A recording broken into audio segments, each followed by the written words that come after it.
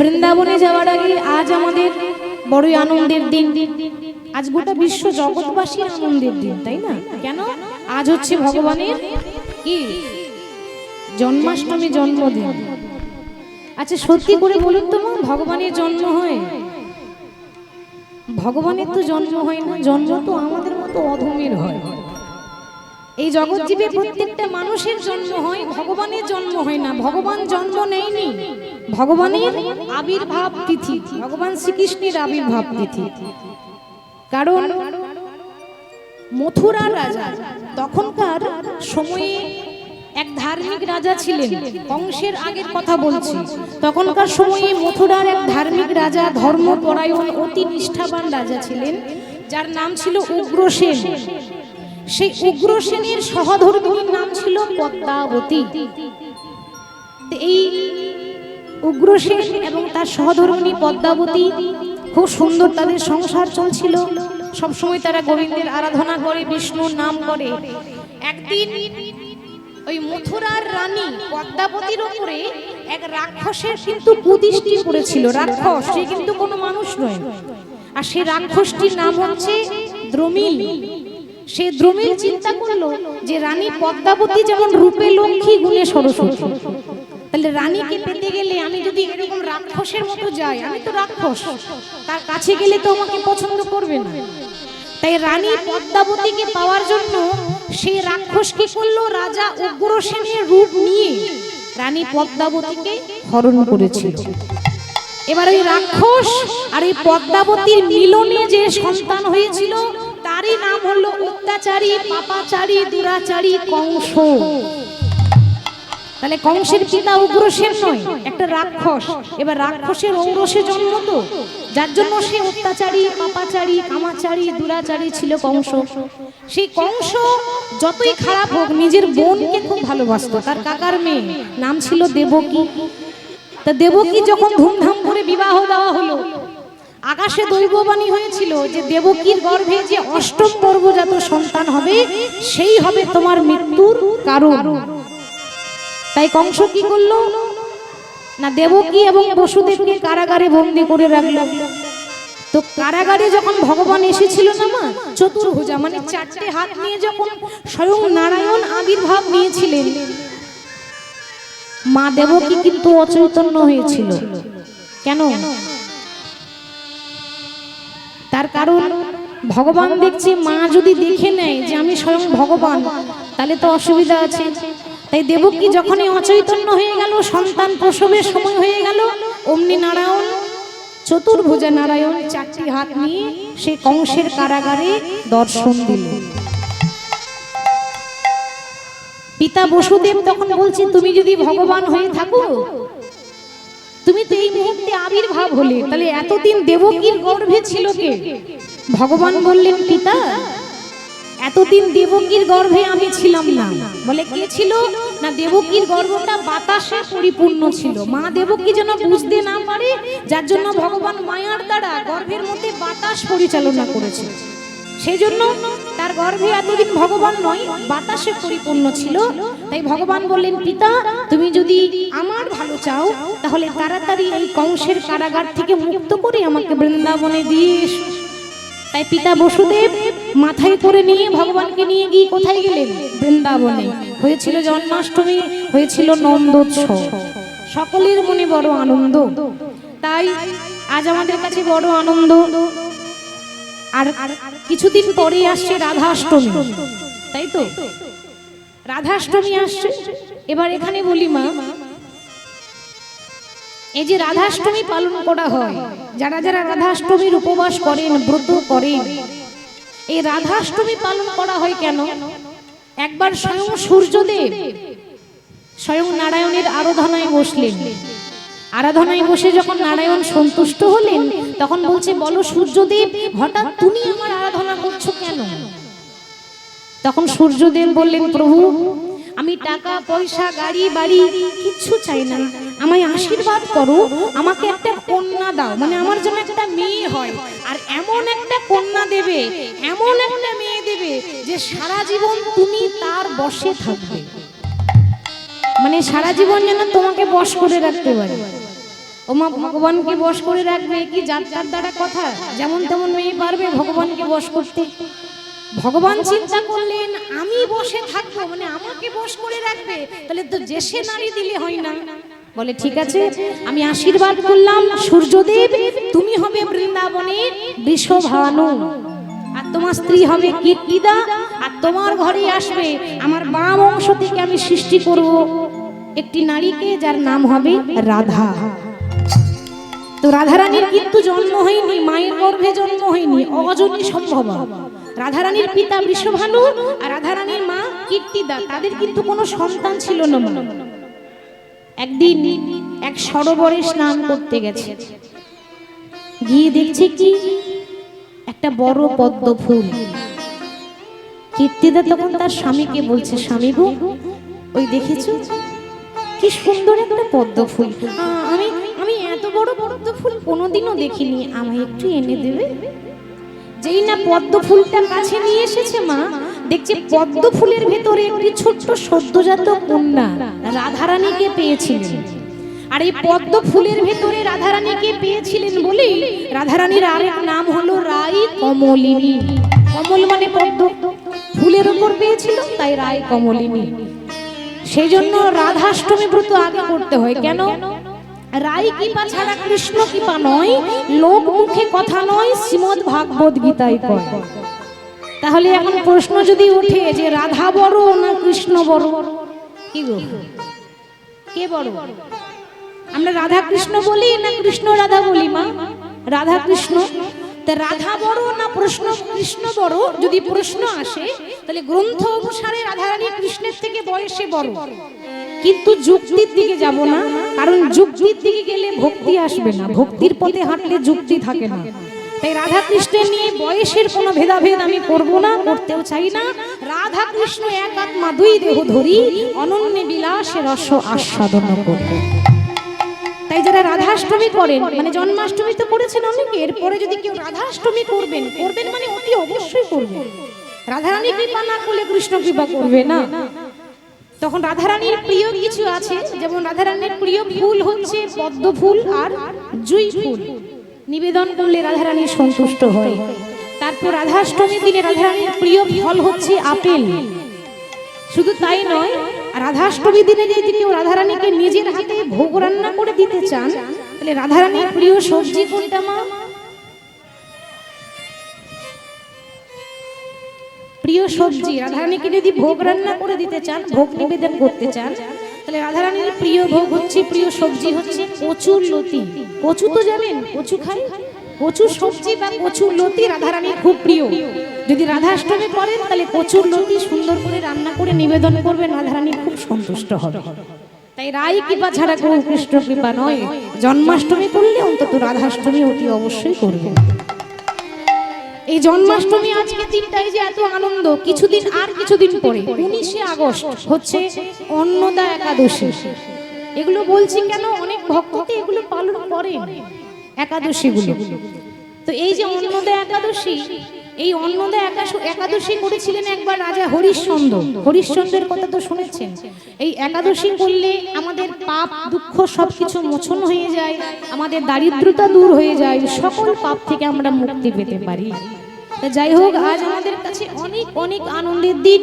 তাই সকলকে জানাই জন্মাষ্টমীর অনেক অনেক শুভেচ্ছা ও অভিনন্দন। আজকে ভগবান শ্রীকৃষ্ণের চরণে প্রণাম জানাই। সেই ভগবান শ্রীকৃষ্ণ তিনি তো গৌর হয়েছেন, সেই রাধা কৃষ্ণ এক হয়ে গৌর হয়ে এসেছেন। তাই শ্রীধাম নবদ্বীপের মাটিতে ভক্তদের মনে আনন্দের আর সীমা নাই। গৌর হরি ভক্তগণকে সঙ্গে করে নিয়ে নাম গাইছে। তা কেমন ভাবে নাম গাইছে, শোভাটি কেমন হয়েছে? তোরা দেখবি যদি এই সোনার নদী,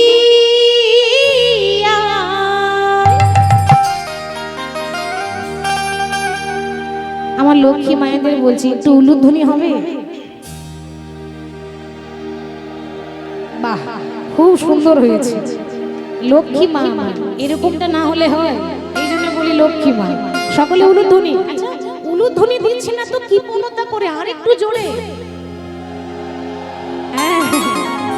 আশেপাশে গ্রামের লোকে যেন জানতে পারে যে কীর্তন হচ্ছে। হ্যাঁ, জোরে জোরে তোরা দেখবি যদি আয় সোনার নদী আয় সচি মাতার দুলালিয়া নেচে নেচে যায়। তোরা দেখবি যদি আয় সোনার নদী আয় সচি মাতার দুলালিয়া নেচে নেচে যায়। তোরা দেখবি যদি আয় সোনার নদী আয় সচি মাতার দুলালিয়া নেচে নেচে যায়।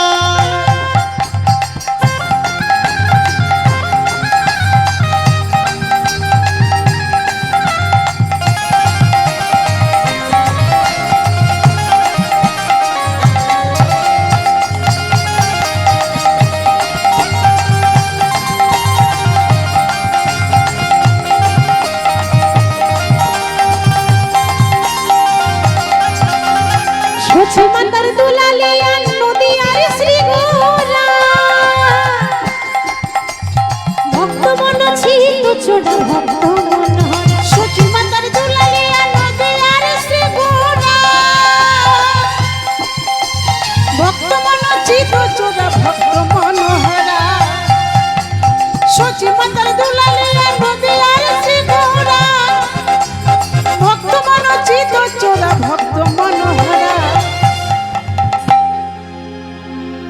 আসলে আমরা কলিযুগের ভক্ত তো, ওই জন্য আমাদের করতালিগুলো হয়ে গেছে প্লাস্টিকের করতালি, সাউন্ড হয় না। ঠিক বলছি তো? সাউন্ড হয়, সব করতালি দিচ্ছে, তবু আপনারা দিচ্ছেন। আর অনেক অনেক জায়গায় এমন কপালে জুটেও যায় 10 বার করে বলবো তবে একবার করতালি দেয়। আর যদিও দেয় তাহলে কি করে দেয় জানেন? আচ্ছা আপনারাই বলুন, এরকম করে দিলে হয়? জোরে জোরে করতালি দেবেন। হ্যাঁ, ওই যে বললাম আশেপাশে গ্রামের মানুষ যেন শুনতে পায় যে কীর্তন হচ্ছে। জোরে জোরে দেখবি যদি আয় সোনার নদী আয় সচি মায়ের দুলালিয়া নেচে নেচে যায়। তোরা দেখবি যদি আয় সোনার নদী আয় সচি মাতার দুলালিয়া নেচে নেচে যায়। তোরা দেখবি যদি আয় সোনার নদী আয় সচি মাতার দুলালিয়া নেচে নেচে যায়।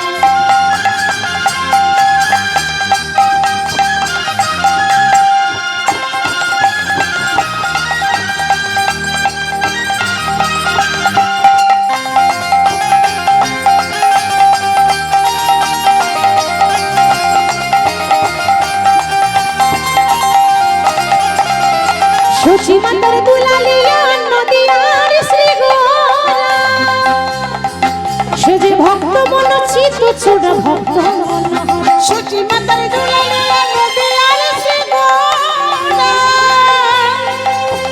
ভক্ত মন চিত চোরা ভক্ত মনোহরা। সচি মাতার দুলালিয়া নদী আর শিখরা ভক্ত মনোচিত চোরা ভক্ত মনোহরা। দেখবি যদি আয় সোনার নদী আয় সচি মায়ের দুলালিয়া নেচে নেচে যায়। তোরা দেখবি যদি আয় সোনার নদী আয় সচি মাতার দুলালিয়া নেচে নেচে যায়। তোরা দেখবি যদি আয় সোনার নদী আয় সচি মাতার দুলালিয়া নেচে নেচে যায়।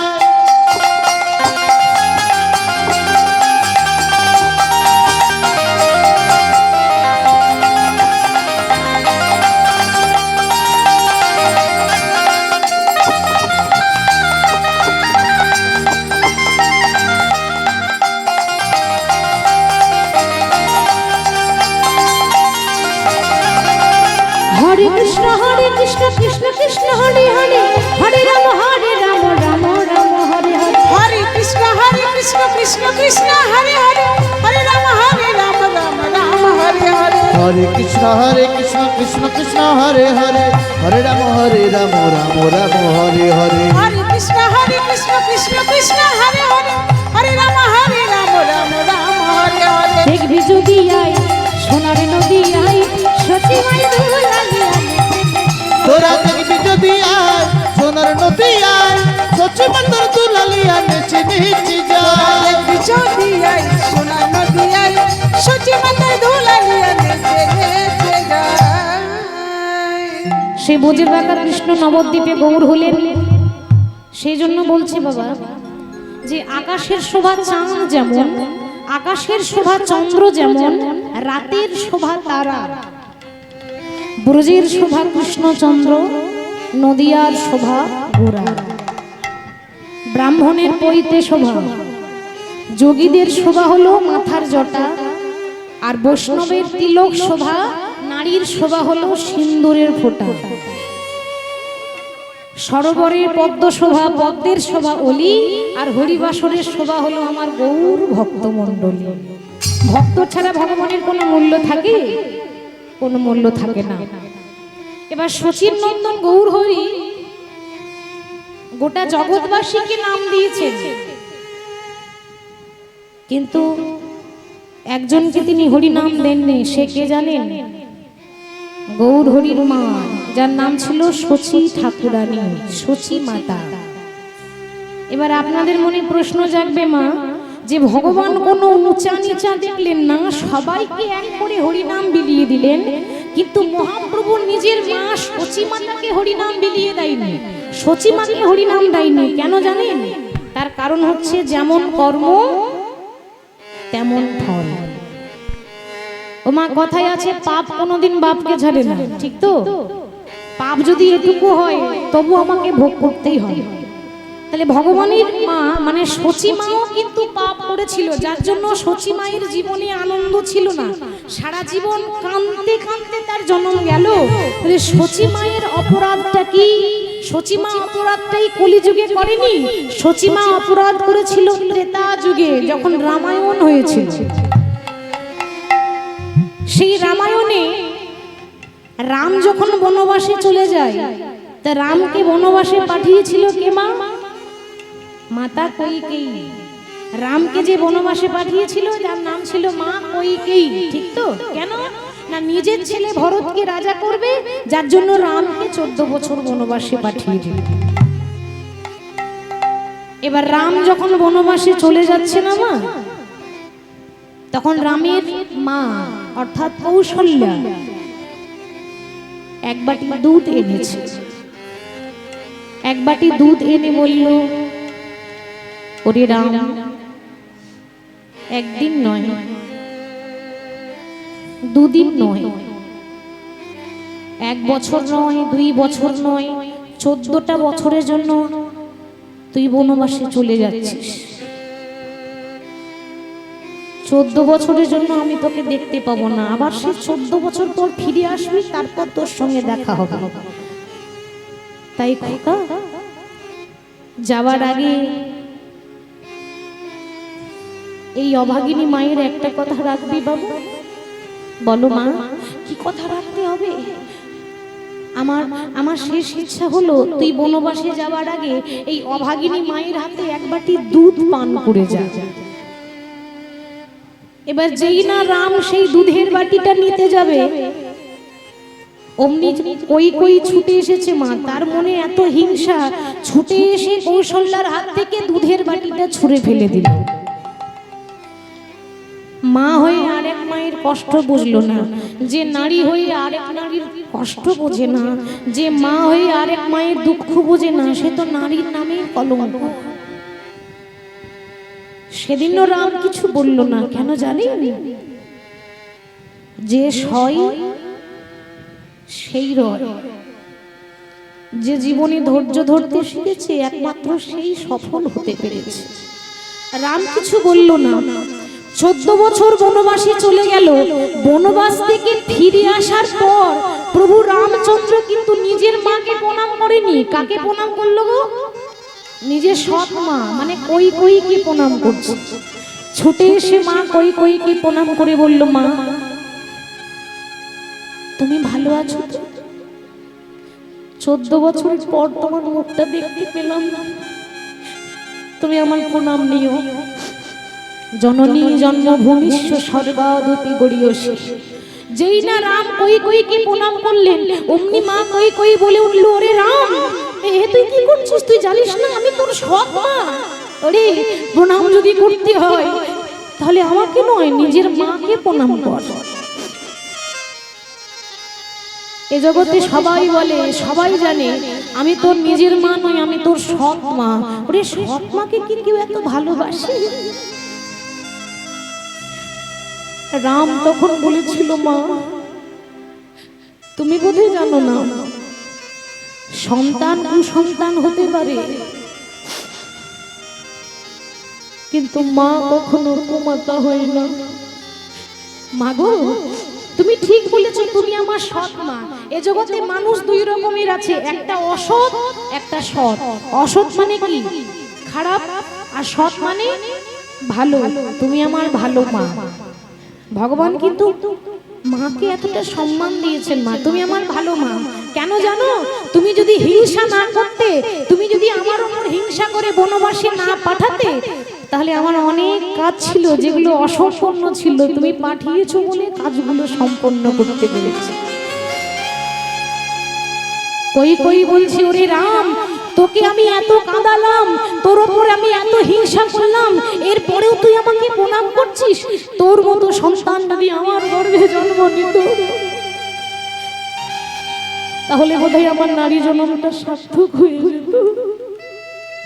ভগবান বললেন, মা তথাস্তু, আশীর্বাদ করলাম। এ জগতে আমার কাছে যে যা চাই আমি তাকে তাই দিই, যে যেমন ভাবে চাই আমি তাকে তেমন ভাবে দিই। তুমি যখন চাইছো যে তুমি আমাকে যেন গর্ভে ধারণ করতে পারো, আমাকে যেন জন্ম নিতে পারো, আমার মা হতে পারো, তাহলে তাই হবে। আমি তোমার গর্ভে জন্ম নেব, তুমি হবে আমার মা। কিন্তু মা গো, তুমি যেমন মা হয়ে আর এক মাকে কাঁদিয়েছো, তার জন্য তোমাকে এক জনম নয় 3 জনম কাঁদতে হবে। তোমার প্রথম জন্ম হবে মথুরায়, নাম হবে দেবকী। কংসের কারাগারে আমি তোমার গর্ভে জন্ম নেব বটে, কিন্তু তুমি আমাকে কোলে নিতেও পারবে না, আর তুমি সন্তানের সুখ ভোগ করতে পারবে না। তোমার দ্বিতীয় জন্ম হবে উড়িষ্যায়। উড়িষ্যার রাজা ইন্দ্রদুম্ন, তার স্ত্রীর নাম ছিল গুন্ডিচা দেবী। পরপর 18টি ছেলে মারা গিয়েছিল, নিজের হাতে বলি দিয়েছিল, তারপর সে জগন্নাথকে পেয়েছে। সেদিনও সন্তানের জন্য কাঁদবে। তোমার তৃতীয় জন্ম হবে নবদ্বীপে, নাম হবে সচী মাতা। পরপর তোমার 8টা মেয়ে মরবে, তাতেও তোমার কিন্তু দুঃখ শেষ হবে না। তারপর তোমার বড় ছেলে বিশ্বম্ভর, সেও সন্ন্যাসী হয়ে চলে যাবে। তোমার 10ম গর্ভে আসবো আমি চৈতন্য মহাপ্রভু। সেদিন আমাকে নিয়েও তুমি শান্তি পাবে না। 24 বছর বয়সে নবদ্বীপ ছেড়ে সন্ন্যাসী হয়ে জগৎবাসীকে মঙ্গল করার জন্য যখন চলে যাব, সেদিনও তুমি নিমাই নিমাই বলে কাঁদবে। তাহলে তুমি যেমন মা হয়ে আর এক মাকে কাঁদিয়েছো, তার জন্য তোমাকে 3 জনম কাঁদতে হবে। তাহলে পাপ কখনো বাপকে ছাড়ে না। মা হয়ে আরেক মাকে কাঁদিয়েছে, সচী মাকে কাঁদতে হবে না? সেই জন্য সারা জীবন নিমাই নিমাই বলে কেঁদে গেল। ওই জন্য বলছে বাবা, ওগো কাঁদালে কাঁদিতে হয়, এ কথা পুরাণে কয়, এ কথা তো কভু মিথ্যা নয়। কাঁদালে কাঁদিতে হয়, এ কথা পুরাণে কয়, এ কথা তো কভু মিথ্যা নয়। মাগো কাঁদালে কাঁদিতে হয়, এ কথা পুরাণে কয়, এ কথা তো কভু মিথ্যা নয়। যেমনই করিবে কর্ম তেমনই ফল ভোগ হয়, এ কথা তো কভু মিথ্যা নয়। ওমা যেমনই করিবে কর্ম তেমনই ফল ভোগ হয়, এ কথা তো কভু মিথ্যা নয়। মাগো কাঁদালে কাঁদিতে হয়, এ কথা পুরাণে কয়, এ কথা তো কভু মিথ্যা নয়। কাঁদালে কাঁদিতে হয়। তাহলে মা হয়ে আর এক মাকে কাঁদিয়েছিল বলে সচী মা সন্তানের সুখ পেল না, নিমাই নিমাই বলে কেঁদে গেল। তাহলে জন্ম হোক যেথা সেথা, কর্ম ভালো চাই। তাই মহাপ্রভু হরিনাম বিতরণ করলেন, পৃথিবীতে যত আছে নগর আদি গ্রাম, সর্বত্র প্রচার করো মোরে হরে কৃষ্ণ মহামন্ত্র নাম। সেই গৌর হরির রূপ এক নাগরিক দর্শন করেছেন, আর এক নাগরিক কাছে বর্ণনা করছেন যে সখী আমি যে রূপ দেখে এলাম, সে রূপের কথা বর্ণনা করা যায় না। বলতে বলতে সখীর কাছে সে মনের কথা খুলে বলছে, কহ সখী কিবা করি আমার জীবন উপায়, আমার জীবন উপায়। আজ বাসুদেব ঘোষে কহে বুঝি প্রাণ যায়, বাসুদেব ঘোষে কহে বুঝি প্রাণ যায়। হরি বল। চলুন আমরা বৃন্দাবনে যাব। অনেকটা কথা বলতে বলতে অনেকটা সময় চলে গেছে। বৃন্দাবনে যাব, আস্বাদন করব রাধারানীর সতীত্ব প্রমাণ। তা বৃন্দাবনে আমি তো একা যাব না, আমার সঙ্গে থেকে যাবেন, একটু হাত তুলে দেখাতে হবে। সবাই যাবেন? সবাই যাবেন তো? এইটুকু হাত তুললে হবে না, অর্ধেকটা তুললে অর্ধেকটা কৃপা হবে। হ্যাঁ, পুরো কৃপা নিতে গেলে পুরো হাত তুলতে হবে। তাই সবাই হাত তুলে দেখি কে কে যাবে, হাত তুলুন। বাহ, লক্ষ্মী মায়েরা, খুব সুন্দর, তুলনা নেই। আচ্ছা, বৃন্দাবন যেতে গেলে কার নাম গাইতে হয়? রাধা না কৃষ্ণ? রাধা। বাহ, ঠিক আছে। ওই যে বললাম রাধারানী কৃপা না করলে কৃষ্ণ কৃপা করবে না। তো চলুন, রাধারানীর কৃপা পেতে গেলে রাধারানীর নাম করতে হবে। তাহলে একটু জয়ধ্বনি করে দিই, বলিয়ে রাধা রানী কি জয়। আর একটু জোরে হবে না? হ্যাঁ হ্যাঁ, হবে হবে, চেষ্টা করলে হবে। রাধা রানী কি, সকল ভক্ত বৃন্দ কি, হরিবাসর কমিটি কি, বৃন্দাবন ধাম কি, যারা যারা ঘুমাচ্ছে তাদের কি, তাদেরও জয়। তাদেরও জয়। এই সব বোনাস বুঝে, যারা ঘুমাচ্ছে তাদেরও জয়, তাদের আরো বেশি করে জয়, তাই না? ঘুমালে হবে? বারবার আপনাদের চরণ পাবো না, কেমন? একদিনের জন্য পেয়েছি, তাই রাধা রাধা নাম গাইতে গাইতে বৃন্দাবনে চলে যাব।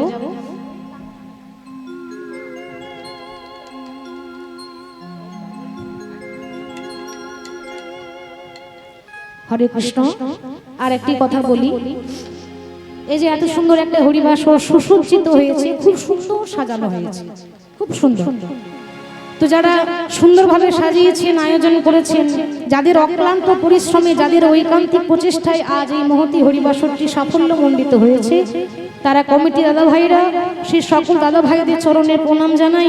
এইভাবে তিনারা যেন প্রতি বছর হরিবাসর আয়োজন করতে পারেন, এই কামনা করি। তার সঙ্গে আজকে যে লীলা, যিনি আর্থিকভাবে ব্যয়ভার বহন করেছেন, তার নাম বলছি স্বর্গীয় কালীপদ গড়াই, স্বর্গীয় চারুবালা গড়াই ও স্বর্গীয় গীতারানী গড়াইয়ের স্মৃতির উদ্দেশ্যে গৌর হরির শ্রীচরণে আশ্রয়ে পাদস্পর্শে তাদের আত্মার শান্তি কামনায় লীলাগানটি ব্যয়ভার বহন করলেন শ্রী মানিক চন্দ্র গড়াই মহাশয়। তো তিনি আর্থিকভাবে সহায়তা করেছেন, লীলার ব্যয়ভার বহন করেছেন। তার সঙ্গে কমিটির যত দাদা ভাইরা আছে তারাও সাহায্য করেছেন, তারা আয়োজন করেছেন, তাদের চরণে প্রণাম জানাই। সকলে চরণে প্রণাম জানিয়ে আমরা বৃন্দাবনে চলে যাব। তাই রাধা রাধা নাম গাইতে গাইতে যাব। তাই সকলে বলবো রাধা রানী কি, রাধা রাধা রাধা রাধা রাধা রাধা রাধা বলো ওরে মন, যদি যাবি, যদি যাবি, যদি যাবি মধুর বৃন্দাবন। ও রাধা রাধা রাধা রাধা রাধা রাধা রাধা বলো ওরে মন, যদি যাবি মধুর বৃন্দাবন। ও রাধা রাধা রাধা রাধা বলি হরি মন, যদি যাবি মধুর বৃন্দাবন।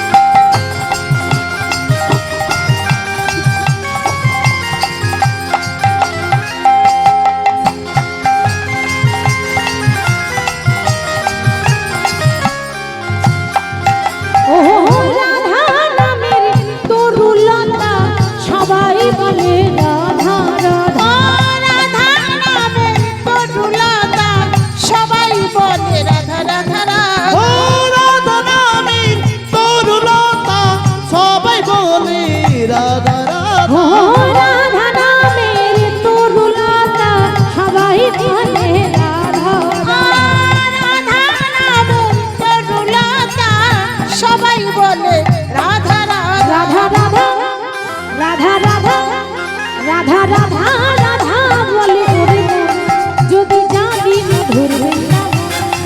ও রাধা রাধা রাধা রাধা বলো ওরে মন যদি যাবি মধুর বৃন্দাবন ও রাধা রাধা রাধা রাধা বলে ওরে মন, যদি যাবি মধুর বৃন্দাবন। বলো রাধে রাধে রাধে রাধে রাধে রাধে রাধে রাধে রাধে রাধে রাধে। আস্তে আস্তে আস্তে আস্তে।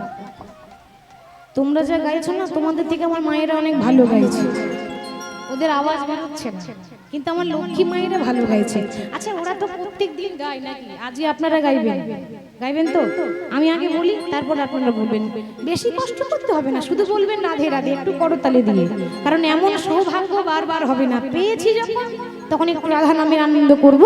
রাধে রাধে राधे राधे हैं वृंदावन में, राधे राधे वृंदावन में, केशी घाट में, बंशीवट में, गली गली में, कुंज गली में, अरे निधुवन में, राधे राधे मधुबन में, राधे राधे तालबन में, राधे राधे भांडीरवन में, राधे राधे द्वादशवन में, राधे राधे हमारो प्यारी राधे राधे सबकी प्यारी, राधे राधे अरे प्रेम से बोलो, राधे राधे भाव से बोलो, राधे राधे दोनों हाथ उठा के, राधे राधे ताली बजा के, राधे राधे मिलकर बोलो, राधे राधे जोर से बोलो, राधे राधे और जोर से, राधे राधे और जोर से, राधे राधे श्री राधे राधे राधे राधे श्री राधे राधे राधे राधे श्री राधे राधे राधे राधे श्री राधे राधे राधे राधे श्री राधे राधे श्री राधे राधे श्री राधे राधे राधे राधे राधे राधे राधे राधे बोले राधा रानी की जय वाह राधा राधा राधा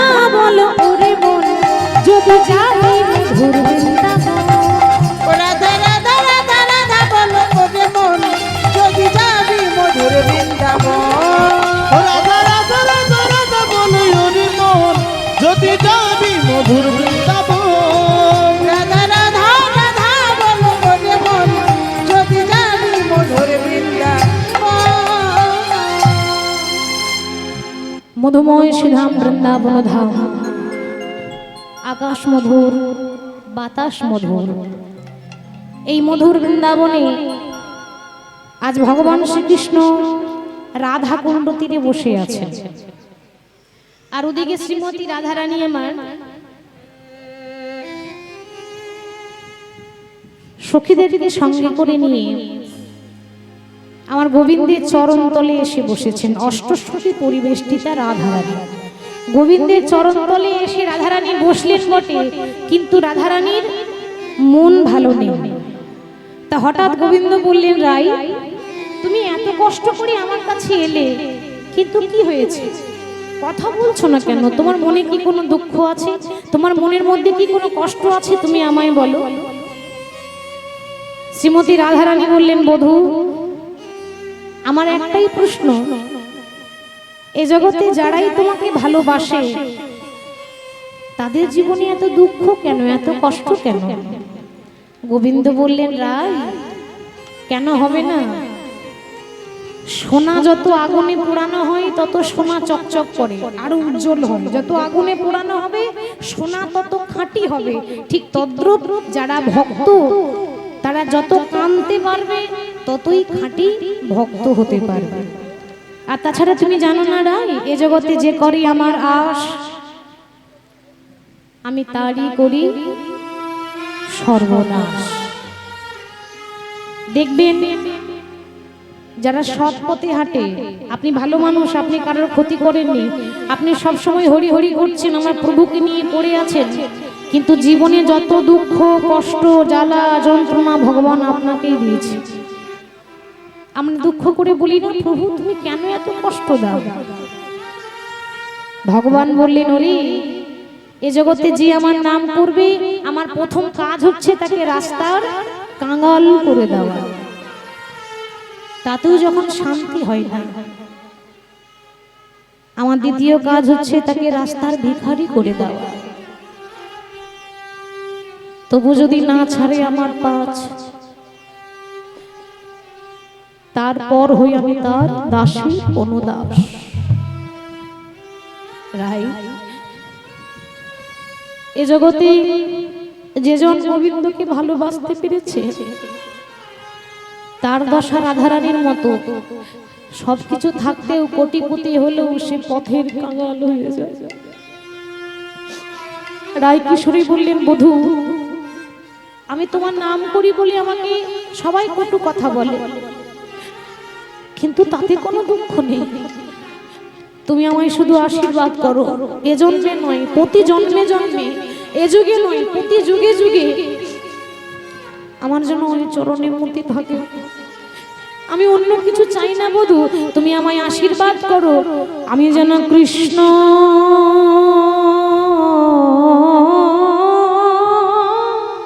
বলি, কৃষ্ণ বলে যেন কাঁদিতে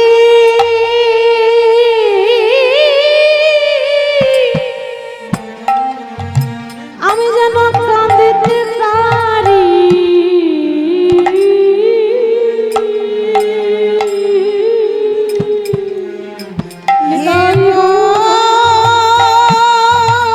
গোবিন্দ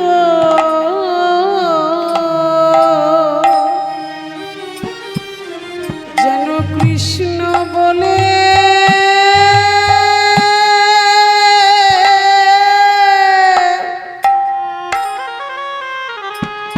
আমি কাঁদিতে কাঁদিতে পারি।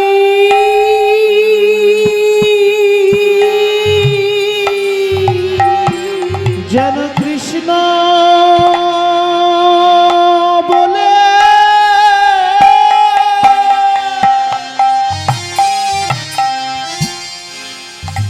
কাঁদিতে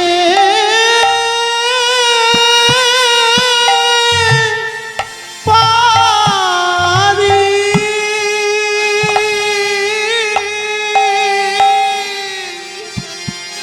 বধূ জন্মে না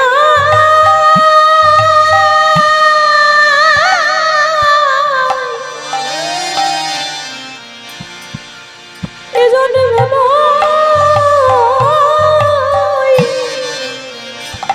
জনপতি জন্মে জন্মে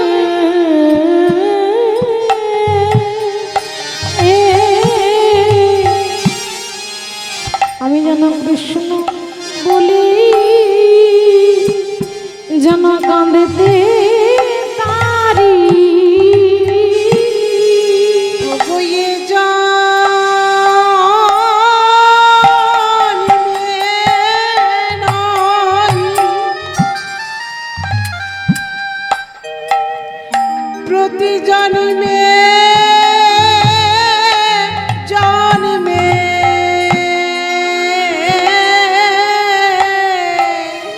বধূ এই আশীর্বাদ করো আমারে। হয়ে জন্মে নয় জন্মে জন্মে বধূ এই আশীর্বাদ করো আমারে। আমি যেন কৃষ্ণ বলে কাঁদিতে পারি। জন্মে জন্মে যেন কৃষ্ণ বলে আমি কাঁদিতে পারি। জন্মে নয় জন্মে জন্মে নয়ন জলে দুটি বুকে ভাসাইয়ে নিতাই গো জন্মে জন্মে নয়ন জলে বুকে ভাসাইয়ে জন্মে নয় জন্মে জন্মে যেন কৃষ্ণ বলে কাঁদিতে পারি। জন্মে নয় জন্মে জন্মে কৃষ্ণ বলে কাঁদিতে পারি। জন্মে নয় জন্মে জন্মে আমায় এই আশীর্বাদ করো তুমি জন্মে জন্মে বলে কাঁদিতে পারি এ জন্মে নয় জন্মে জন্মে বলে কাঁদিতে পারি এ জন্মে নয় জন্মে জন্মে কৃষ্ণ বলে কাঁদিতে পারি এ জন্মে নয় জন্মে জন্মে কৃষ্ণ বলে কাঁদিতে পারি এ জন্মে নয় জন্মে জন্মে নয়ন জলে বুকে ভাসায় এ জন্মে নয় জন্মে জন্মে আমায় আশীর্বাদ করো প্রভু এ জন্মে নয় জন্মে জন্মে আমায় আশীর্বাদ করো প্রভু এ জন্মে নয় জন্মে জন্মে বলে কাঁদিতে পারি এ জন্মে নয় জন্মে জন্মে কৃষ্ণ বলে কাঁদিতে পারি এ জন্মে নয় জন্মে জন্মে কৃষ্ণ বলে কাঁদিতে পারি এ জন্মে নয় জন্মে জন্মে কৃষ্ণ বলে কাঁদিতে পারি এ জন্মে নয় জন্মে জন্মে কৃষ্ণ বলে কাঁদিতে পারি এ জন্মে নয় জন্মে জন্মে কৃষ্ণ বলে কাঁদিতে পারি এ জন্মে নয় জন্মে জন্মে বলে কাঁদিতে পারি এ জন্মে নয় জন্মে জন্মে আশীর্বাদ করো প্রভু এ জন্মে নয় জন্মে জন্মে আশীর্বাদ করো প্রভু এ জন্মে নয় জন্মে জন্মে জলে বুক ভাসায় আরে জন্মে নয় জন্মে জন্মে জলে বুক ভাসায় জন্মে নয় জন্মে জন্মে কৃষ্ণ বলে কাঁদিতে পারি এ জন্মে নয় জন্মে জন্মে কৃষ্ণ বলে কাঁদিতে পারি এ জন্মে নয় জন্মে জন্মে জলে বুক ভাসায় আরে জন্মে নয় জন্মে জন্মে জলে বুক ভাসায় আরে জন্মে নয় জন্মে জন্মে কৃষ্ণ বলে কাঁদিতে পারি এ জন্মে নয় জন্মে জন্মে কৃষ্ণ বলে কাঁদিতে পারি এ জন্মে নয় জন্মে জন্মে কৃষ্ণ বলে কাঁদিতে পারি এ জন্মে নয় জন্মে জন্মে কৃষ্ণ বলে কাঁদিতে পারি রে জন্মে নয় জন্মে জন্মে কৃষ্ণ বলে কাঁদিতে পারি রে জন্মে নয় জন্মে জন্মে আশীর্বাদ করো করে এ জন্মে নয় জন্মে জন্মে আশীর্বাদ করো করে এ জন্মে নয় জন্মে জন্মে আশীর্বাদ করো করে এ জন্মে নয় জন্মে জন্মে কৃষ্ণ বলে কাঁদিতে পারি এ জন্মে নয় জন্মে জন্মে কৃষ্ণ বলে কাঁদিতে পারি এ জন্মে তাই বলে জন্মে জন্মে কৃষ্ণ বলে কাঁদিতে পারি আরে জন্মে নয় জন্মে জন্মে কৃষ্ণ বলে কাঁদিতে পারি আরে জন্মে নয় জন্মে জন্মে কৃষ্ণ বলে কাঁদিতে পারি আরে জন্মে নয় জন্মে জন্মে আমি যেন কৃষ্ণ বলে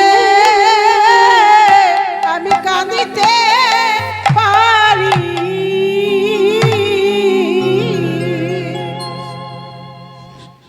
রাধারানী গোবিন্দের কাছে প্রার্থনা জানিয়ে নিজের মনের কথা নিবেদন জানিয়ে বলছে, বধূ তোমার কাছে আমার একটাই নিবেদন, এই বৃন্দাবনে আমি তোমায় ভালোবাসি বলে লোকে আমাকে কটু কথা বলে, কানাকানি করে, তাই বধূ হে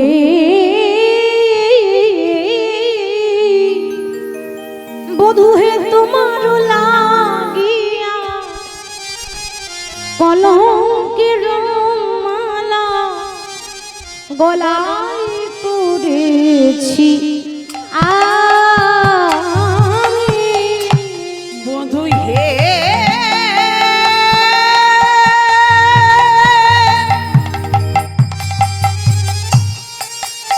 ওই আমারি পরাণে বধূ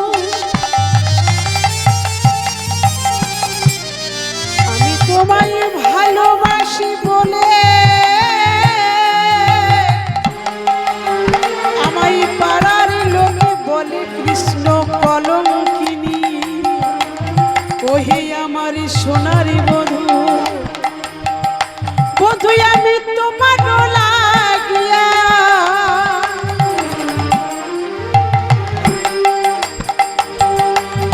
ও গো কলঙ্কের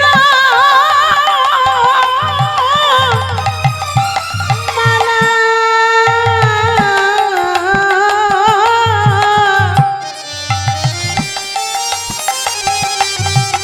ও গো গলাই পড়েছি আমি বধূ যাহাই উছি তুমি করহবি বলি ওহে জগতের স্বামী। তোমারি যাহাই উচিত আমি অনাথিনী বলে আমায় ছেড়ে দিও না বধূ আমি তোমার ভজন সাধন জানি না বলে আমায় ছেড়ে দিও না বধূ ওগো তোমারি যাহাই উচিত করহবি ওহে জগতের স্বামী। বধূ সবাই বলে আমায় কলঙ্কিনী, সবাই বলে কৃষ্ণ কলঙ্কিনী আরে সবাই বলে কলঙ্কিনী, সবাই বলে কলঙ্কিনী।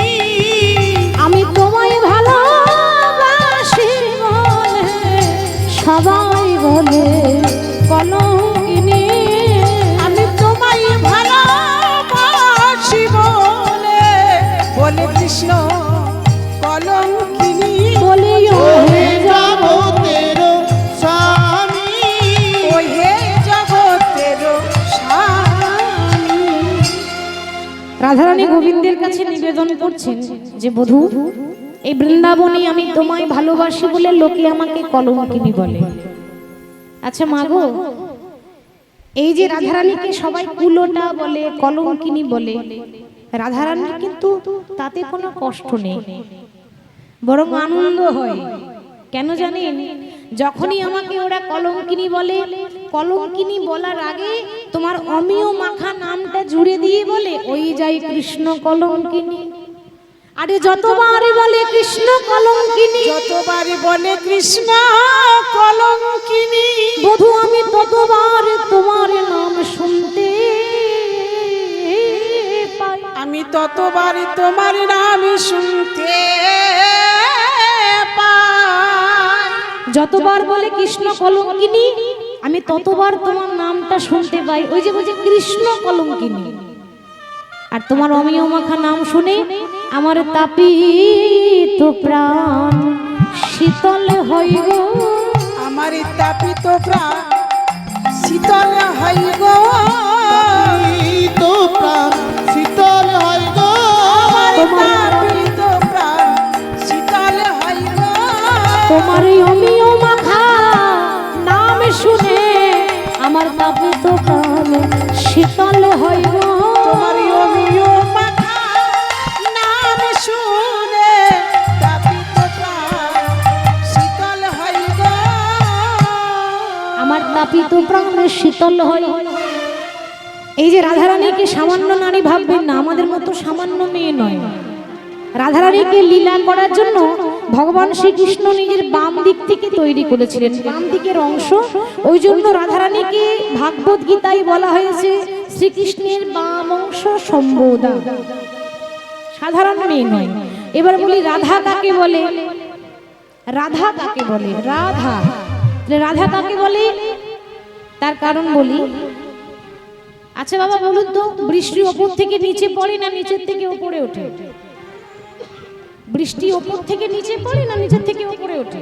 ওপর থেকে নিচে পড়ে, নিচের থেকে তার উপরে যায় না। যদি নিচের থেকে উপরে চলে যাবে সেদিন বুঝতে পারবেন রাধা কাকে বলে। ঊর্ধ্ব হতে নিম্নগামী যার নাম ধারা, যেটা আমরা সংযম করতে পারতে পারি না, সংযম করতে পারি না, যেটা আমাদের ব্রহ্মতালুতে থাকে। তাহলে ঊর্ধ্ব হতে নিম্নগামী যার নাম ধারা, নিম্ন হতে ঊর্ধ্বগামী তারই নাম রাধা।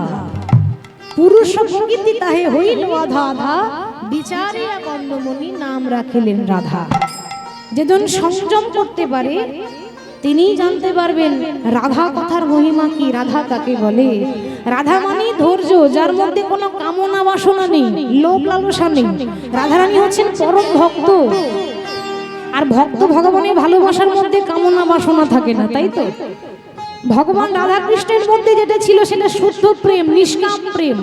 আর আমরা যেটা করি সেটা নিষ্কাম প্রেম হয় কি, সেটা সকাম প্রেম। প্রেম কাকে বলে আর কাম কাকে বলে?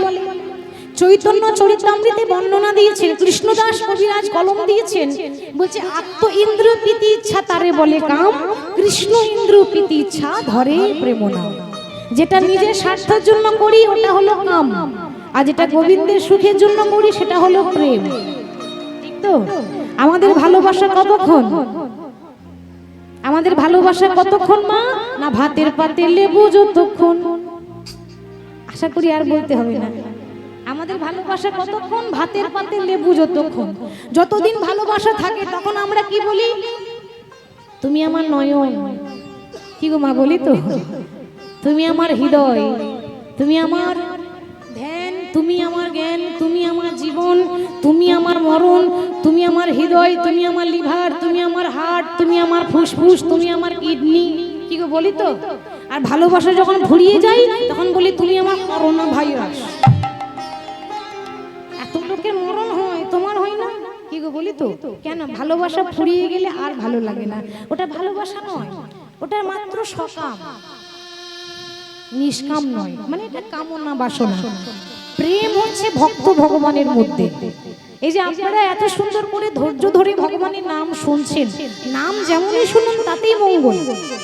নাম যেভাবে শুনুন যেমনই হোক, শুনলেই কিন্তু মঙ্গল। তাহলে ভক্তের সঙ্গে যে ভগবানের সম্পর্ক, এর মধ্যে স্বার্থ আছে মা, দেহের মিলন আছে। আপনাদের সঙ্গে ভগবানের কিসের সম্পর্ক? আত্মার সঙ্গে পরমাত্মার সম্পর্ক। সেই সম্পর্ক ছিল রাধারানীর সঙ্গে কৃষ্ণের। কিন্তু বৃন্দাবনের লোকে তো তা বুঝতো না। যাদের বলার কাজ তারা বলবে, ঠিক তো? তারা বলবে। রাধারানী বলছে, বধূ যখনই আমি যমুনাতে জল আনতে আসি তখন তারা আমাকে দেখে কানাকানি করে। ওমা, কানাকানি বোঝে?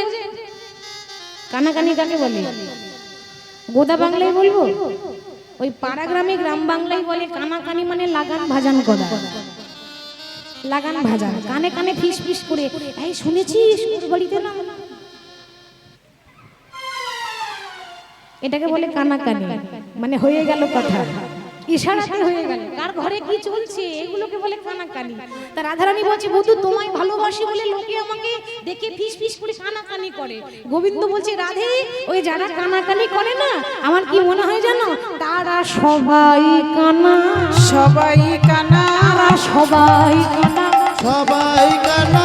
আমার মনে হয় জানো তারাই তো কানা, আমার মনে হয় তারা সবাই কানা, মনে হয় জানো তারাই তো কানা। মনে হয় যেন তারাই কানা। কানা কেন হবে? আরে কানা মানে কাকে বলি? যে চোখে দেখতে পাই না তাকে বলি তুই কানা নাকি? কিন্তু বধূ যারা আমার নিন্দা করে তাদের তো সবারই চোখ আছে, তারা তো কানা নয়। গোবিন্দ বলছে, রায় তাদের চামড়া চোখটাই আছে, জ্ঞান চক্ষু নেই। সেই জন্য বলি, যারা করে না কৃষ্ণের আরাধনা, আমার মনে হয় যেন তারাই তো কানা। যারা করে কৃষ্ণের আরাধনা, মনে হয় তারা সবাই কানা। করে না কৃষ্ণের আরাধনা, মনে হয় যেন তারাই কানা। যারা করে না কৃষ্ণের আরাধনা, মনে হয় তারা সবাই কানা। তা বধূ আমার কি মনে হয় জানো? ওই যে লোকে আমাকে কলঙ্কিনী বলছে, এই দোষটা কার? দোষটা হচ্ছে বিধাতা। ভগবান আমাকে এমন ঘরে পাঠিয়েছে যে ঘরে বসত করে আমার দিনান্তে নিশান্তে কৃষ্ণ নাম বলতে পারি না। রাধারানী যে বাড়িতে থাকে, শ্বশুর বাড়িতে, রাধারানীর শাশুড়ির নাম কি ছিল মা জানেন? জটিলা। আর ননদিনীর নাম কুটিলা। কুটিলা নাম কাদের হয়? যাদের খুব ভালো মন, না? যাদের মন খুব ভালো হয়। কি গো, ঠিক তো? তাহলে রাধারানীর শাশুড়ির জ্বালা, ননদির জ্বালা। আর এমন বাড়িতে থাকে শ্বশুর বাড়ি যে নীল শাড়ি পরতে মানা। রাধারানীর প্রিয় রং নীল রং, সেটাও পরতে পায় না। কালো মেঘের পানে চাইতে মান, কেন মেঘ কালো আর আমার কৃষ্ণ কালো? যমুনার জল আনতে পাই না, যমুনার জল কালো আর আমার বধূ কালো, কৃষ্ণ কালো। তাহলে এই ঘরে বসত করি, দোষটা কার? আমার ভাগ্যের দোষ। আমরা অনেক সময় বলি না, লোককে বলে লাভ নেই, আমার কপালটাই খারাপ। সেরকম রাধারানী নিজে নিজেই নিজেকেই তিরস্কার করে বলছে, বধূ আমার কি মনে হয় জানো, ওই বিধাতা যার জন্য আমার এই দশা হলো, ওই বিধাতাকে যদি দেখতে পাই তাহলে তার দশা কি করবো জানো? ওগো বিধির ধান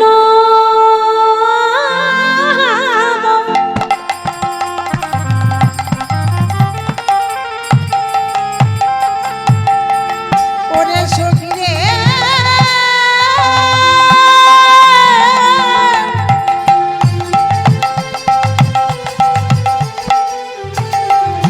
ওরে ললিতা,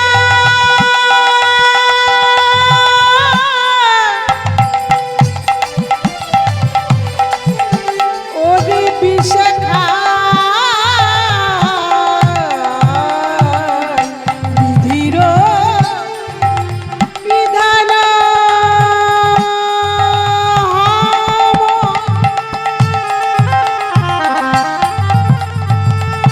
অনলে ভেজা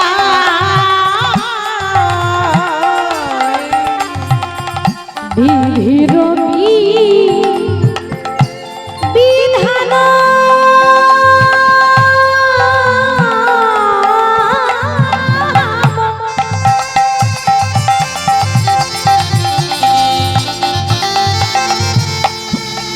সখী অনল ভেজা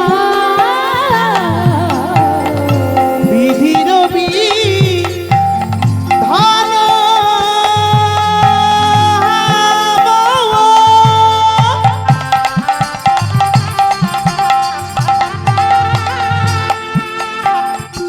অনলে ভিজা যদি সে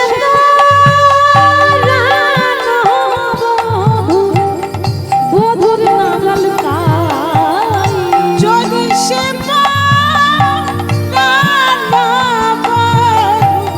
মধুর নাগাল পায়, সখী যদি সে বধুর নাগাল পাই, যদি সে মধুর নাগাল পায়, ওই বিধাতাকে যদি দেখতে পাই, বিধাতাকে কেউ দেখতে পায়? বিধাতা কখন আসে জানেন? যখন আমরা আতুর ঘরে থাকি, ঠিক তো? প্রত্যেকটা সন্তান জন্ম নিয়ে যখন আতুর ঘরে রাখা হয়, তখন একটা খাতা একটা কলম রাখা হয় না মা? কেন? বিধি এসে লিখে যাবে ওর কপালে কি আছে। তা আমি যখন আতুর ঘরে ছিলাম তখন সেই বিধাতা লিখে গিয়েছিল কপালে। আর যদি কোনোদিন দেখতে পাই তাহলে সেই বিধাতাকে কি করব জানিস? আমি সেই বিধানে সখী আগুন দেব, আমি সেই বিধানে আগুন দেব, সেই বিধানে আগুন দেব, সেই বিধানে আগুন দেব যে বিধানে কৃষ্ণ ভজতে দেয় না, আমি সেই বিধানে আগুন দেব। যে বিধানে কৃষ্ণ ভজতে দেয় না, সেই বিধানে আগুন দেব। যদি সে পরানো বধূ বধুর নাগাল পায়, সখী রে, যদি সে মধুর নাগাল পায়, যদি বিধানের দেখা পাই সে বিধির বিধানে আগুন লাগিয়ে দেবো। ললিতা বিশাখা বলছে, হ্যাঁ রে, আচ্ছা তোর যখন মনে এতই দুঃখ, তা তোর গোবিন্দকে বলতে পারিস না? ও শুধু শুধু লোককে দোষ দিয়েও লাভ নেই, বিধাতাকে দোষ দিয়েও লাভ নেই, তোর দুঃখগুলো তোর গোবিন্দকে বল, গোবিন্দ দুঃখ মোচন করে দেবে। রাধারানী বলছে, ললিতা আমি যখন ঘর থেকে বেরিয়ে আসি তখন আমি বলবো বলবো মনে করি, বলবো বলবো মনে করি, কিন্তু যেই না বধুর চাঁদ বদনে দর্শন করি, মধুর চাঁদ বদনে দর্শন করি, যেই না বধুর চাঁদ বদনটা দেখতে পাই।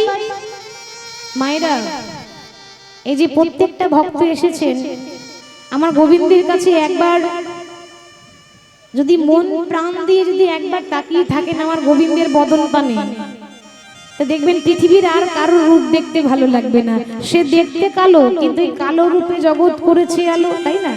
আপনার মনে হবে আর সত্যি তাই, আমার ভগবান কৃষ্ণের মতো সুন্দর আর কেউ নেই, তার মতো সুন্দর এই ত্রিভুবনে কোনো পুরুষ নেই, কোনো নারী নেই। তাহলে রাধারানী বলছে যে আমি ঘর থেকে বেরিয়ে আসি, আমার যত দুঃখ আছে আমার কৃষ্ণকে বলবো, কিন্তু যখনই বলতে যাই আর গোবিন্দের চাঁদ বদনটা যাই না দেখতে পাই, আমি সবই ভুলে যাই রে সখী, আমি সবই ভুলে যাই রে সখী, সবই ভুলে যাই রে সখী, আমি সবই ভুলে যাই রে সখী, আমার বধুর বাধা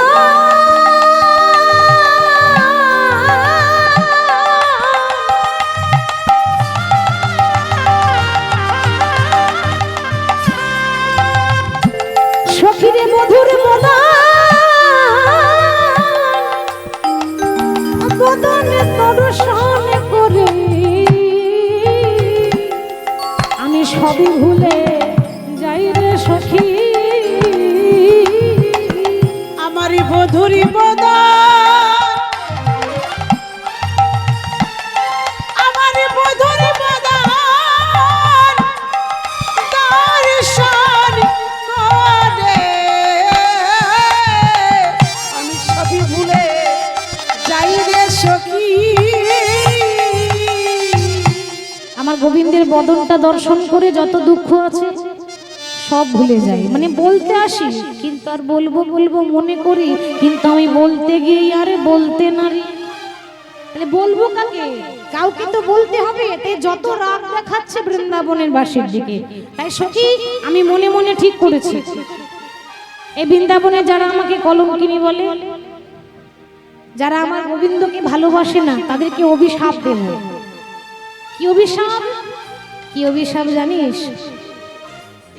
এই বৃন্দাবনে আমার গোবিন্দকে যারা ভালোবাসে না তাদের দশা কি হবে? বলে কি হবে সখী? আমার বধুরে দেখে যারা ভাবে তো, আমার বধুরে দেখে যারা ভাবে আমার মধুর দেখে যারা ভাবে পায়, আমার বধুরে আহাই, আমার বধুরে কি পায়, আমার বধুরে দেখে যারা ভাবে আমার বধুরে দেখে যারা ভাবে পর, আমার মধুর দেখে যারা ভাবে অভিশাপ দিলাম। অভিশাপ? হ্যাঁ রে, তোর মতো ভক্ত রাধারানীর মুখে অভিশাপ বানায়, তুই আশীর্বাদ দিবি কি? তুই অভিশাপ দিচ্ছিস? বলে হ্যাঁ, আমারও বধুরে দেখে যারা ভাবে পর, মানে কৃষ্ণকে দেখে যারা ভালোবাসে না, আমি তাদেরকে উদ্দেশ্যে অভিশাপ দিলাম। তাদের কি হবে জানিস? ওরে দিন দুপুরে যেন পুড়ে যাই ঘর, দিন দুপুরে পুড়ে যাই ঘর, দুপুরে যেন পুড়ে যায় ঘর, দিন দুপুরে যেন পুড়ে যাই ঘর, তাদের ঘরে যেন আগুন লেগে যায়।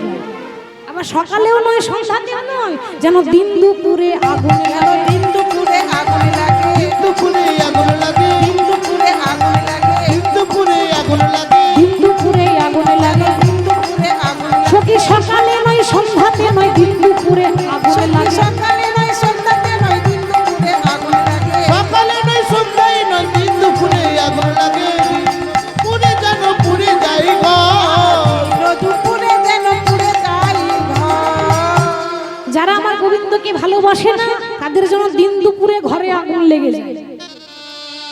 হ্যাঁ গো মা, কিরকম কথা বলছে? ললিতা বলছে হ্যাঁ রে রাধে, চুপ কর চুপ কর, এরকম কথা মানাই না। হ্যাঁ রে, বলি লোকের ঘরে আগুন লেগে গেলে তোর কি লাভ হবে? তোর আনন্দ হবে? রাধারানী বলছে ললিতা, তোরা যে ঘরের কথা ভাবছিস আমি কিন্তু ওই ঘরের কথা বলছি না বাবা। এই যে ইট পাথর বালি সিমেন্ট দিয়ে যে ঘরটা তৈরি হয়েছে, এই ঘর যদি একবার ভেঙে যায় আবার কিন্তু মিস্ত্রি তৈরি করে দেবে, দেবে না? মিস্ত্রিকে টাকা পয়সা দিলে আবার ঘর তৈরি করে দেবে।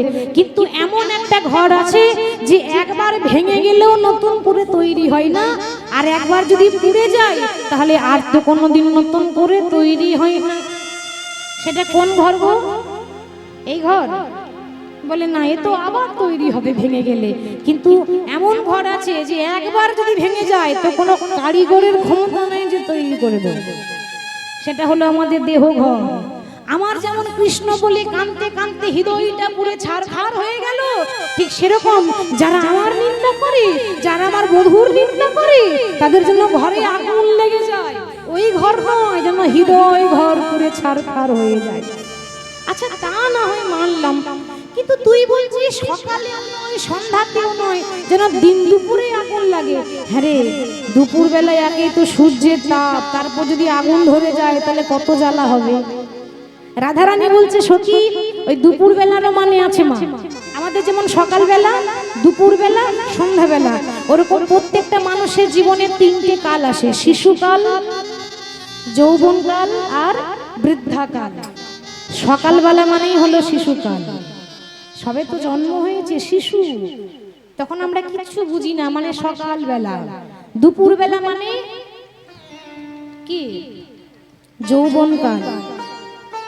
আর সন্ধ্যাবেলা মানে হচ্ছে বৃদ্ধাকাল। তাহলে কথাতেই আছে, শিশুকালে হরি ভজে হরি পাবার আসে, হরি পাবারে আসে। আরে বৃদ্ধাকালে হরি ভজে জমে রতরস। ওগো বৃদ্ধাকালে হরি ভজে জমের তরাসে। যারা খুব অল্প বয়স থেকে এই ভজন সাধনের পথে নেমেছে, মানে সংসার থাকতেও সংসার মুক্ত, সংসার ভালো লাগে না, সবসময় প্রভুকে ভালোবাসে, তারা একদিন ঠিক ভগবানের কৃপা পাবে।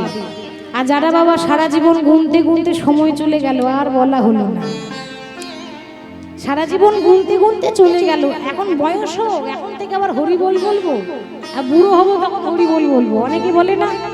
তা শেষ বেলায় কিন্তু বুড়ো বয়সে হরি বল বলা হবে না, সারা জীবন বললেন না, আর শেষ বেলায় গিয়ে যদি আমি হরি বল বলি, হরি বল হবে কি করে হবে? দাঁত ভেঙে যাবে তো। হরি বল বলতে যাবেন, হরি বল আর বেরোবে না, কি হবে বলুন তো মা? হবি বল, হবি বল, হবি বল। হরি বলতে হবে না মা, হরি বলতে যাবেন হবি হয়ে যাবে। ওই জন্য যা করবেন সময় থাকতে করুন। তাহলে রাধারানী বলছে যে আমার মতো তাদের জন্য হৃদয় ঘরটা পুড়ে ছাই হয়ে যায়, ছারখার হয়ে যায়।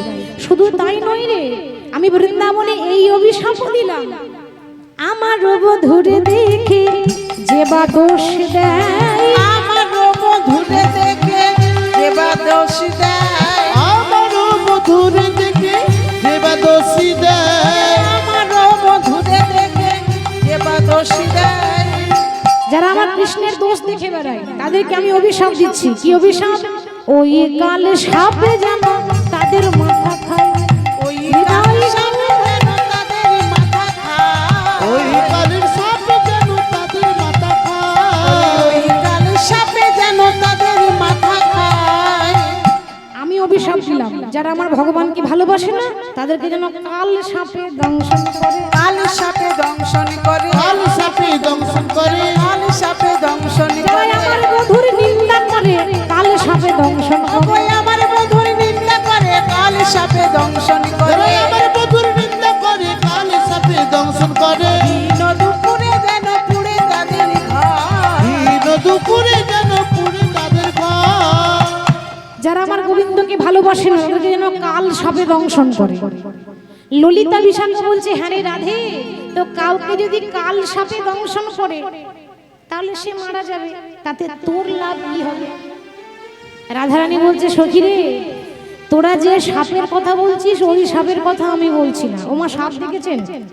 কত বিষধর সাপ দেখেছেন, তাই তো? কেউটে, গোরখে, আরো বিষাক্ত সাপ আছে।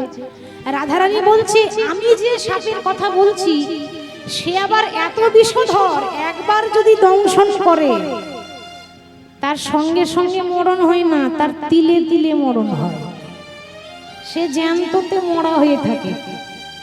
তাই নাকি? এরকম আবার সাপ হয় নাকি? হ্যাঁ, আমরা শুনেছিলাম যে একটা বিষাক্ত সাপ, বিষধর সাপ একবার যদি কামড়ে দেয় মানুষ সঙ্গে সঙ্গে মরে যাবে, আর তুই আবার বলছিস একটু একটু করে মরবে, তিলে তিলে মরবে, এরকম আবার সাপ হয় নাকি? বলে, আছে রে আছে। যে সাপে আমাকে দংশন করেছে, দেখ না আমি তিলে তিলে মরছি, সেই সাপে যেন তাদেরকে দংশন করে। আরে সাপটার নাম বলবি তো? আমার একটা সাপ আছে জানি না, একবার যদি কামড়ায় আপনার তিলে তিলে মরণ হবে। সে সাপটাকে কৃষ্ণ কালভুজঙ্গ দংশন করে। নিতাই গৌর কৃষ্ণ কালভুজঙ্গ দংশন করে। কালীভুজঙ্গে দংশন করে। যারা কৃষ্ণের নাম করে কালভুজঙ্গ দংশন করে। যারা কৃষ্ণের নাম করে কালীভুজঙ্গে দংশন করে। যারা কৃষ্ণের নাম করে কালভুজঙ্গ দংশন করে। ওই কালে সাপে যেন তাদের মাথা খাই। ওই কালে সাপে যেন তাদের মাথা খায়। আমি বৃন্দাবনে বসে বসে অভিশাপ দিলাম, যারা আমার নিন্দা করবে তাদের জন্য কাঁদতে কাঁদতে জনম যায়। ললিতা বিশাখা বলে রাধে গো, ওগো রাধে গো। রাধে এটা তোর অভিশাপ নয়, এটা তোর আশীর্বাদ। কেন? তুই যে বললি আমার মতো যেন কাঁদতে কাঁদতে জনম যায়। বলতে পারছিস রাধে রাধে, এই জগতে সবাই কৃষ্ণের নাম করে, সবাই ভগবানকে ভালোবাসে, কিন্তু তোর মতো কাঁদতে পারে কয়জন? এ জগতে মা আমরা যখন কাঁদি না, যখনই আমাদের চোখে জল আসে, ছেলে মেয়ে নাতি নাতনির জন্য কাঁদি, তাই না? সংসারের জন্য কাঁদি, কিন্তু গোবিন্দ বলে কৃষ্ণ বলে কাঁদতে পারে কয়জন? গোবিন্দ বলে কৃষ্ণ বলে কাঁদে একমাত্র তারাই যারা গোবিন্দকে ভালোবাসে, যারা হলো এই জগতের ভক্ত, পরম ভক্ত। বৃন্দাবনে যেমন রাধারানীর মতো বড় ভক্ত আর কেহ নাই, সেরকম আরেকটা ভক্ত ছিল যে মাত্র 5 বছর বয়সে প্রভুর কৃপা পেয়েছিল, ভগবানের কৃপা পেয়েছিল। সে কে না, তার কথা কিন্তু রামায়ণে উল্লেখ আছে। কথাটা যখন এলো তখন বলি, 5 বছর বয়সে ভগবান পেয়েছে। যখন রামায়ণে রাম রাবণের যুদ্ধ শুরু হয়, রাম রাবণের যুদ্ধ শুরু হলো কেন? তার কারণ রাবণ সীতা হরণ করে নিয়ে গেল। আচ্ছা, আপনাদের কি মনে হয় রাবণ যে সীতা হরণ করবে সেটা কি রাম জানতো না? মা জানতো না? ভগবান তো ভক্তের মনের কথা জানে গো। তাহলে ভগবান জানবে না যে রাবণ সীতা হরণ করবে? 100 বার জানে, আগে থেকেই জানে। যখন বনবাসী রাম সীতা বসে আছে ছোট্ট ঝুপড়ি ঘরে, তখন রাবণ পাঠিয়েছে একটা রাক্ষস যার নাম হচ্ছে মারীচ। সে কিন্তু সোনার হরিণ রূপে এসেছে। তো মা সীতা যখন বলছে স্বামী আমাকে ওই সোনার হরিণটা ধরে এনে দাও, রাম ভালো করে জানে যে সোনার হরিণ হয় না। ও মা, হয় কি? সোনার হরিণ জীবনে কোনোদিন দেখেছেন? তাহলে সোনার হরিণ নয়, এটা রাবণের কুকর্ম, এটা রাবণ পাঠিয়েছে রাক্ষস। কিন্তু রাম জানে যে আমি যদি সোনার হরিণ ধরতে না যাই তাহলে রাবণ আসবে না, রাবণ যদি না আসে তাহলে বাবা সীতা হরণ হবে না, আর সীতা হরণ যদি না হয় তাহলে লঙ্কাপুরীতে মা লক্ষ্মী প্রতিষ্ঠা হবে না, আর লঙ্কাপুরীতে যদি মা লক্ষ্মী প্রতিষ্ঠা না হয় তাহলে তুলসী বৃক্ষ হবে না। আর তুলসী বৃক্ষ, রাবণের ঘরে সব ছিল, তুলসী গাছ ছিল না। আর তুলসী বৃক্ষ যদি রোপণ না হয় তাহলে তুলসী পত্র ছাড়া মহাপ্রসাদ হবে না, আর মহাপ্রসাদ যদি না হয় তাহলে ভক্ত হবে না, আর ভক্ত যদি না হয় তাহলে রাবণের কুল উদ্ধার হবে না। নিতাই গৌর হরি। তাহলে রাম সবকিছু জানে, শুধু রাবণের কুল উদ্ধার করার জন্য রাম ইচ্ছা করে জেনে শুনে সোনার হরিণ ধরতে গেল। আর সেই সময় রাবণ এসে মাকে হরণ করে নিয়ে গেল। তো মা সীতাকে যখন হরণ করে নিয়ে গেল, মা সীতাকে উদ্ধার করার জন্য রাম রাবণের যুদ্ধ। এবার রাবণের পক্ষ থেকে বড় বড় বীর, বড় বড় যোদ্ধা রামের কাছে সবাই চলে যায় একে একে, কিন্তু কেউ ফিরে আসছে না। কেউ যখন আসছে না মা, তখন রাবণের দশা কি জানেন? ঘরের ভেতরে দরজা বন্ধ করে বসে বসে কাঁদে।